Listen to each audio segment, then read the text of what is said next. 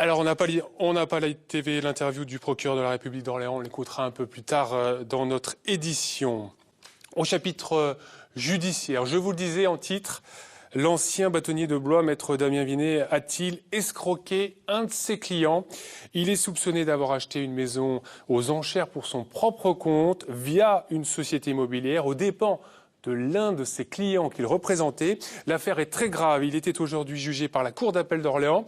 Il a demandé le huis clos et l'a obtenu en ouverture d'audience. Nathalie Hérault avec Juliette Rocher. Damien Vinet, l'ancien bâtonnier de Blois, a-t-il des choses à se reprocher pour avoir demandé le huis clos en ouverture d'audience? La Cour d'appel devait se prononcer sur une affaire d'escroquerie dont maître Vinet est au cœur. En 2012, une maison est mise aux enchères à Blois. Stéphane Droyer, marchand de biens, souhaite l'acquérir et confie le dossier à son avocat, maître Vinet, pour porter les enchères. Le bien est finalement vendu à une autre société. Mais un mois plus tard, Stéphane Droyer retrouve ce même bien en vente sur Internet avec le téléphone de maître Vinet. L'avocat aurait donc acheté le bien au détriment de Stéphane Droyer. Pour la victime, le combat est quotidien.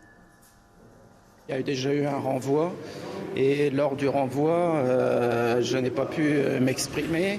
On a dit des choses qui ne sont peut-être pas conformes à la vérité. Et aujourd'hui, j'aurais bien aimé pouvoir parler devant la Cour étant victime dans cette affaire. Et malheureusement, je suis à la porte et je ne peux pas témoigner, entre guillemets. L'accusé, maître Vinet, se veut confiant, mais derrière, c'est bien l'ordre des avocats de Blois qui a interjeté appel. Une première dans la région. Je pense que la Cour fera son travail, comme le Conseil de régional de discipline l'a fait, puisqu'ils ont considéré qu'il n'y avait pas lieu à poursuite. Et donc, je pense que ce sera exactement la même chose.